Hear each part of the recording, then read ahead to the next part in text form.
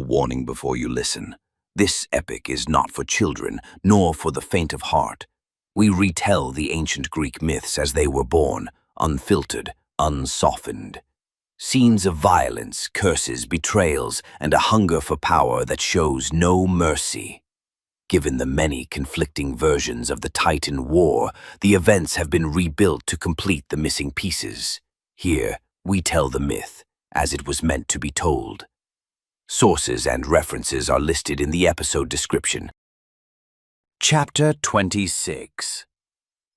From War of the Titans, Clash of Weapons, and the Fall of Time.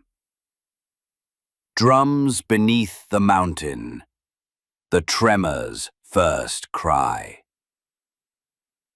When the earth speaks before it strikes, and stone begins to smell the scent of water. On Mount Othrys, silence was cruel, but the cruelty of silence doesn't mean peace. It means the pause before chaos. Cronus stood. Shadows stretched behind him, and in front of him stood Crius, a mass that could not be broken. Unmoved by glory, untempted by blood, Cronus spoke, his voice like time itself grinding between its teeth. In the last war, they brought me lightning, and it failed to ignite.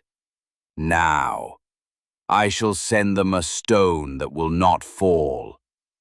He stepped closer, placed a hand on Crius's chest, not flesh, but a shell of continent. Your brother Hyperion softened when faced with lightning not yet born, but you are not a heart. You are weight, and now I need weight to finish what others could not. He lifted his sickle eastward, toward Olympus, that mountain which lay still, waiting for someone to shatter it. I don't want a sound, I want a result. Crius gave no answer. He never spoke. He acted. He turned, and with each step, time itself buckled beneath him. The earth cracked, not by hand, but by the sheer fact of his movement. Far away, in Olympus, the news arrived. A soldier burst in, breathless, pale, his voice trembling as though the depths themselves had spoken through him. "It's Crius." Silence filled the hall. Then Poseidon's voice erupted, like a fault line snapping beneath the sea. At last, their weight begins to move. He stood, drove his trident into the ground, and the entire tent shivered, as if the ocean had entered it. He turned to Zeus, then to Hades, Demeter, and Hestia, and declared without request or question, "I am the eldest, and I will prove this mountain won't fall, as your silence did, Zeus." Hades opened his mouth to speak, but Poseidon cut him off. "I don't want shadows that whisper. I don't want thunder that waits for permission.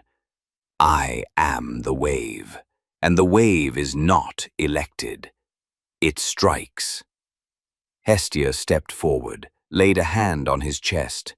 "Don't forget, when a wave turns into a flood, it may no longer care who is friend and who is foe." He answered, pushing open the flap with his shoulder.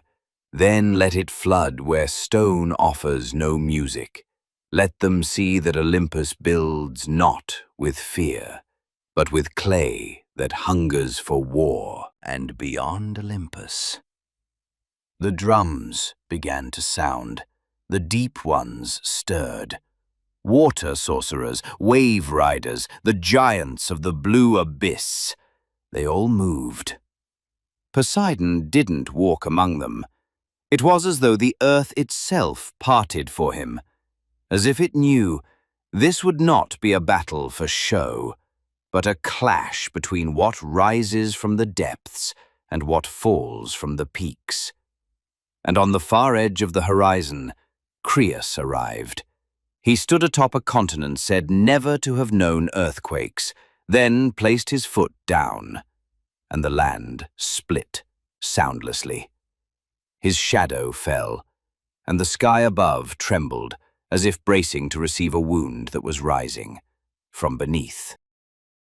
This chapter of the epic has come to an end, but remember, what you've just heard is not a record of facts, but the echo of a myth, a story born from the imagination of the ancients, etched into the long memory of humankind.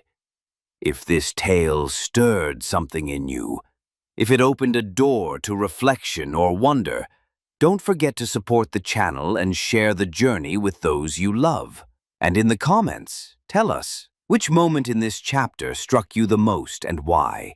We'll meet again in the next chapter of this audio odyssey through time. Until then, farewell.